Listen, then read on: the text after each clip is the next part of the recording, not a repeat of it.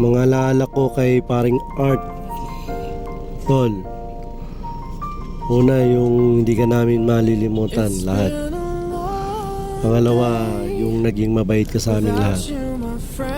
Yung alaala na hindi namin malilimutan sa Art at hindi ko malilimutan yung una, yung nagkakilala tayo sa Central nang sumali ka sa amin sa ating kapatiran na hindi mo pinagsisihan. Pangalawa, nung time na tumatambay tayo,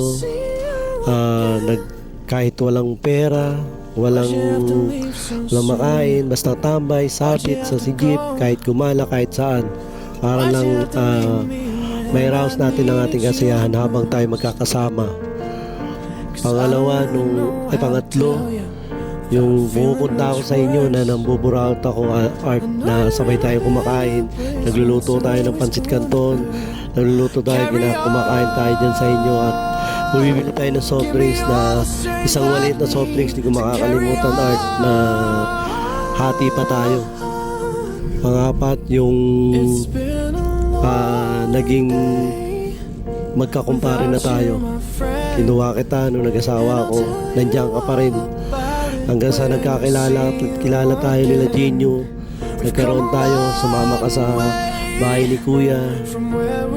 Tapos panglima, yung naalala ko, Art, nung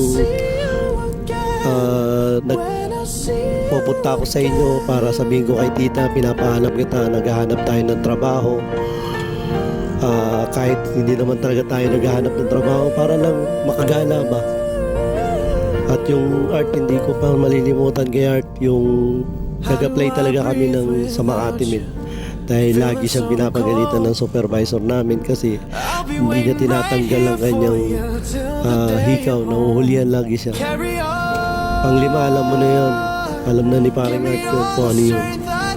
So yung panganim, yung time na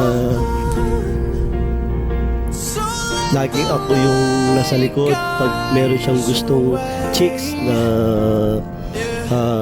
nililigawan. Naalala ko pa yung may nililigawan siya sa Cubao na bata pa. Ako yung nagiging tulay niya.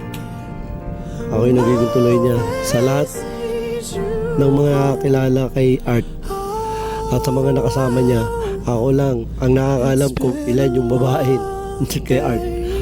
Una, yung taga Cubao. Pangalawa, yung kamag-anak ng kumare namin, si Alice, asawa ni Genyo. Pangatlo, yung girlfriend niya ngayon, yan, yung Sigma namin. Yan yung mga naging minahal ni paring Art. So yan yung mga hindi ko malilimutan na talagang yung mga pinagsama namin kahit nung time na nagkaroon na siya ng trabaho. At nagkaroon na kami ng kanya-kanyang pamilya, naging busy na kami, pero hindi nawala sa amin yung communication namin pag nagkikita kami, at saka kahit saan kami magkita tuwing tuwing anniversary ng Taugama, yan.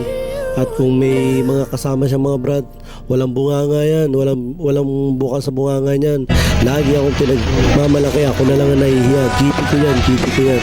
Kaya Art, saludo ako sa Art. Sana kung magkakaroon lang ng time machine, pipiliin pa rin kitang maging kaibigan, kinapatid, lahat, brad, lahat. Pipiliin pa rin kita. Sana gabayan mo kami, Art. Lahat, naging masaya ka na sana sa piling ng Panginoon. Ayan, Art. So yun, hindi ko malilimutan yung memories na pinagsamahan natin. Madami pa, pero hindi ko na masabi. Kaya hindi namin matanggap, Art, na bigla mo kaming iniwan. At ngayon mo lang sinabi, ngayon mo lang pinalam na malala ka na pala. Yun lang, Art. Naway gabayan mo na lang kami lahat. Sana sa huling pagkikita natin, mamimiss ka namin na lahat, Art. Mahal ka namin, Art. Bilang brad mo, kaibigan mo, kumpare mo. Nandito lang kami, Art. Salamat.